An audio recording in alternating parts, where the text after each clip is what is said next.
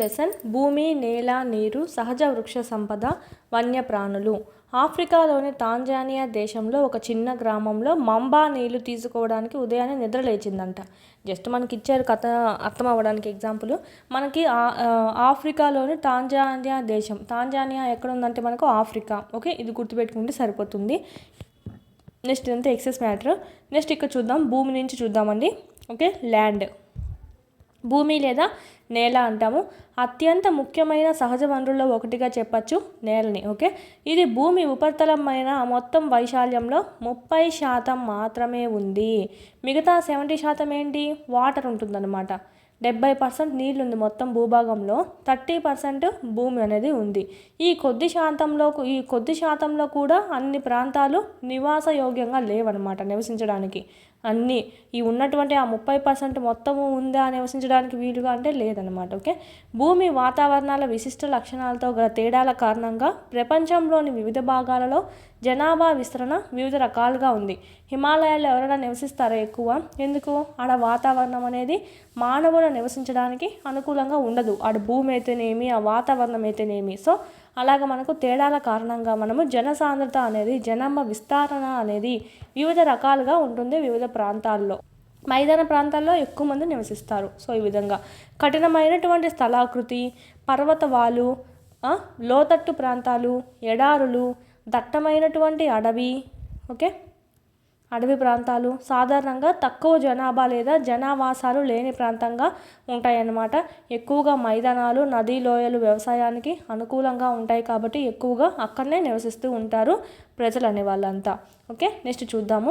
ఇక్కడ మనకు సైడ్ ఇచ్చారు కదా, మీకు తెలుసా అనేటివి ఇచ్చారండి, చూసుకోవాలి. ఇంపార్టెంట్వి ఏమన్నా ఉంటే వీటి నుంచి డైరెక్ట్ బిట్స్ వస్తాయి. ప్రపంచంలోని 90% జనాభా కేవలం 30% భూభాగంలోనే నివసిస్తున్నారు. మిగిలినటువంటి 70% భూభాగంలో చాలా తక్కువ జనాభా కలిగి ఉంది లేదా నివాసయోగ్యంగా లేదన్నమాట. రీజన్ ఏదైనా కావచ్చు అనమాట. ఓకే, నీళ్ళే ఉండడం వల్ల అయినా ఉండొచ్చు, ఆ భూమిలో చెప్పాం కదా ఇప్పుడు అవన్నీ చూసుకోవడం వల్ల అయినా కావచ్చు. నెక్స్ట్ ఇక్కడ మనకు ఒక పిక్చర్ అనేది ఇచ్చారండి. సల్జ్బర్గ్ ఆస్ట్రియా భూమి ఎన్ని రకాలుగా ఉపయోగపడుతుందో గమనించండి అని చెప్పి ఇచ్చారండి. సల్జ్బర్గ్ ఆస్ట్రియా. నెక్స్ట్ భూమి యొక్క వినియోగం చూద్దామండి. Land use. ఓకే, భూమిని వ్యవసాయంకి యూజ్ చేస్తాము. గనులు తవ్వి అక్కడ మనకు గనులు తవ్వడానికి యూజ్ చేసుకుంటాము, లోపల ఉన్నటువంటి ఖనిజాలు తీసుకోవడానికి. అడవుల పెంపకము, గృహ నిర్మాణము, రోడ్లు, పరిశ్రమలు స్థాపించడానికి మొదలుగా అనేక రకాల ప్రయోజనాల కోసం భూమిని ఉపయోగిస్తూ ఉన్నాము. దీనినే మనం ఏమంటామంటే భూ వినియోగము అంటాం. అంటే భూమిని మనం ఏ విధంగా వినియోగించుకుంటున్నామో అదే భూ వినియోగం. ఓకే, వ్యవసాయానికి యూజ్ చేస్తున్నాం, గనులు తవ్వకానికి, అడవులు పెంచడానికి, గృహం నిర్మించుకోవడానికి, రోడ్లు, ఫ్యాక్టరీస్ ఇవన్నీ కట్టుకోవడానికి యూజ్ చేస్తున్నాం. ఓకే, భూ వినియోగము దేని మీద ఆధారపడి ఉంటుంది? స్థలాకృతి. అక్కడ ఉండేటువంటి ఆ స్థలాకృతి బాగుంటే నువ్వు దాన్ని తీసుకుంటావు. నేల, ఆ నేల బాగా సారవంతమైందంటే ఏం చేస్తావు? వ్యవసాయం పండించుకొని చేసుకుంటావు. వాతావరణం, ఎప్పుడు వర్షం కురుస్తూ ఉండడం, ఎప్పుడు మంచు కురుస్తూ ఉంటే అక్కడ నువ్వు నివసిస్తావా? నివసించవు. వాతావరణం మంచిగా ఎండా వాన ఈక్వల్గా వస్తూ ఉన్న చాట నివసిస్తావు. ఖనిజాలు బాగా లభ్యమయ్యాయంటే ఆ ప్లేస్లో అక్కడ ఏదో ఒక వ్యాపారం పెట్టుకోవడం అనేది జరుగుతుంది. ఖనిజాలు తవ్వకం సంథింగ్. నీటి లభ్యత, నీళ్ళు లభ్యం కూడా ఉండాలన్నమాట. ఇలాంటివంటి భౌతిక కారణాల ద్వారా నిర్ణయించబడ్డం అనేది జరుగుతుంది. భూమి యొక్క వినియోగం అనేది వేటి క్రింది వాటిలో దేని ద్వారా నిర్ణయించబడదు అని ఇస్తారు, చూసుకోవాలి. నిర్ణయించబడేటివి ఏంటి? స్థలాకృతి, నేల, వాతావరణం, ఖనిజాలు, నీటి లభ్యత. ఇదంతా మనం భౌతిక కారకాలు అంటాం. వీటి వల్ల మనం అక్కడ నివసిస్తూ ఉన్నాం. జనాభా, సాంకేతికత కూడా భూ వినియోగాన్ని నిర్ణయించడంలో ప్రధాన పాత్ర పోషించడం అనేది జరుగుతుంది. ఎక్కువ జనాలు ఉన్నారంటే అక్కడ ఏదో ఒక ఉద్యోగం దొరుకుతుందన్న ఉద్దేశంతో కూడా మనము జనాభా ఎక్కువ ఉన్న చాట కూడా నివసిస్తూ ఉంటారు. సాంకేతికత ఎక్కువగా ఉన్న చాట కూడా మనకి ఇక్కడ భూ వినియోగం అనేది, ఆ భూమి ఉపయోగపడుతుందా లేదా, ఆ ప్లేస్లో మనం నివసించచ్చా లేదా అనేది మనం చూసుకోవచ్చు. ఓకే, ఇది మనకు సంబంధించి.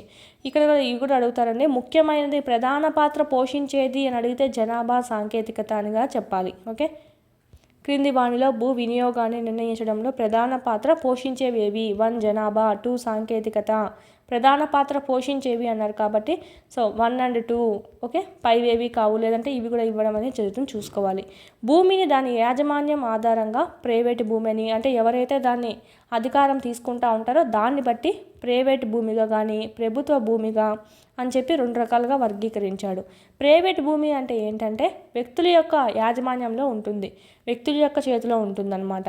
ప్రభుత్వ భూమి అనేది ప్రజలందరి యొక్క ఉమ్మడి అవసరాలకు ఉపయోగపడే విధంగా ఉంటుంది. ఇది మనకు ప్రభుత్వం చేతిలో ఉంటుంది, అంటే ప్రభుత్వ యాజమాన్యం చేతిలో ఉంటుంది.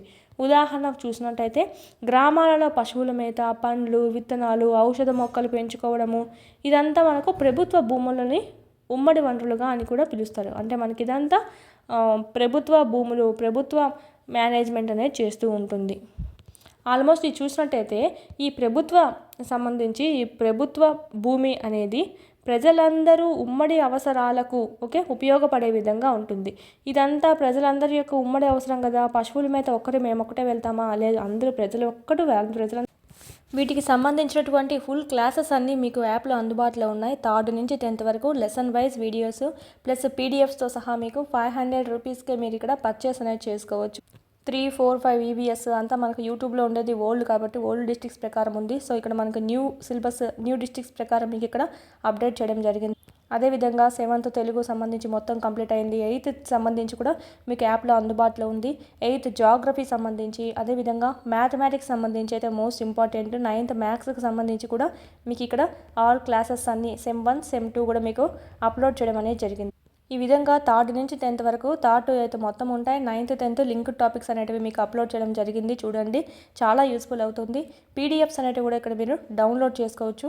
కంటెంట్ పీడిఎఫ్స్ మీరు మళ్ళీ టెక్స్ట్ బుక్ చదవాల్సిన అవసరం లేకుండా ఇక్కడే మీకు పీడిఎఫ్స్ కూడా డౌన్లోడ్ చేసుకుంటే మళ్ళీ టెక్స్ట్ బుక్ చదవాల్సిన అవసరం లేకుండా ఆడే మీకు క్విక్ రివిజన్ అనేది అయిపోతుంది. మీరు జిరాక్స్ కూడా చేసుకోవచ్చు. మీరు ఇక్కడ వీడియోస్ అనేటివి డైలీ వింటూ ఉండండి. క్లాస్ వైజ్ లెసన్ వైజ్ ఉన్నాయి. అదేవిధంగా class wise lesson wise exams కూడా ఉన్నాయన్నమాట, ఆల్ సబ్జెక్ట్ సంబంధించి.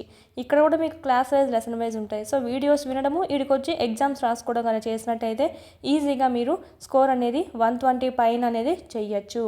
3rd to 8th సంబంధించి లెసన్ వైజ్ ఉంటాయి. 9th 10th ఓకే సైకాలజీ, విద్యా దృక్పథాలు, మెథడాలజీ, జీకే, కరెంట్ అఫైర్స్ ఈ విధంగా ఆల్ సబ్జెక్ట్స్ అనేటివి లెసన్ వైజ్ టెస్టులు కూడా మీకు అందుబాటులో ఉన్నాయి 499 కోర్స్లో. నెక్స్ట్ సైకాలజీ సంబంధించి అకాడమీ టెక్స్ట్ బుక్ సంబంధించి ఒక వీడియోస్ ప్లస్ పీడిఎఫ్స్, టెస్ట్లు మరియు బిట్స్ యొక్క ఎక్స్ప్లెనేషన్ అంతా మీకు ఇక్కడ వీడియోస్ రూపంలో మీకు అంతా ఇక్కడ అవైలబిలిటీలో ఉంది. పీడిఎఫ్ కూడా మీరు డౌన్లోడ్ చేసుకొని జిరాక్స్ చేసుకోవచ్చు. బుక్ దొరకపోయినా పర్లేదు, ఈ పీడిఎఫ్ అనేది మీకు డౌన్లోడ్ చేసుకొని జిరాక్స్ చేయించుకుని అది చదువుకున్నా కూడా మీకు సరిపోతుందండి. Same book. దీని నుంచే మనకు టెట్లో సంబంధించి అయితే 25+ బిట్స్ అనేటివి వచ్చాయన్నమాట అవుట్ ఆఫ్ 30 ఎవ్రీ సెషన్లో. సో సైకాలజీ సంబంధించి మాత్రం ఈ బుక్ను మాత్రం మిస్ చేయొద్దండి. కేవలం 99 రూపీస్కే ఉంది. ఎస్ఎస్ ప్రొడక్షన్స్ కాంపిటేటివ్ హబ్ అని ప్లేస్టోర్ నుంచి డౌన్లోడ్ చేసుకోండి యాప్ అనేది.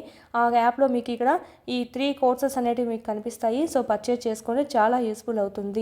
డిఎస్సికి ప్రిపేర్ అయ్యే వాళ్ళ దగ్గర కంపల్సరీ ఉండాల్సిన కోర్స్ ఏదైనా ఉందంటే ఈ టెక్స్ట్ బుక్ సంబంధించి వీడియోస్ ప్లస్ టెస్ట్ సిరీస్ సంబంధించి. ఓకే, ఇదైతే మీకు మొత్తం టెస్ట్ సిరీస్ అనమాట. ఇదైతే మొత్తం మీకు వీడియో క్లాసెస్ అనేటివి కంటెంట్ సంబంధించి ఉంటాయి, ప్లస్ పీడిఎఫ్స్ అనేటివి ఉంటాయి. డౌన్లోడ్ చేసుకొని జిరాక్స్ కూడా చేసుకోవచ్చు. వీటి లింకులన్నీ మీకు కింద డిస్క్రిప్షన్లో ఇవ్వడం జరిగింది, చూడండి.